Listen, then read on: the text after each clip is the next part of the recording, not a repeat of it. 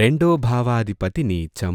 రెండో భావాధిపతి నీచంగా ఉంటే రెండో స్థానం బుద్ధి, జ్ఞానం, థింకింగ్ ఇవన్నీ ఇచ్చేది. రెండో భావాధిపతి నీచంగా ఉంటే అలా ఉన్నవాళ్ళకి ఈగో కొంచెం అధికంగా ఉంటుంది, జలసీ కొంచెం ఎక్కువగా ఉంటుంది.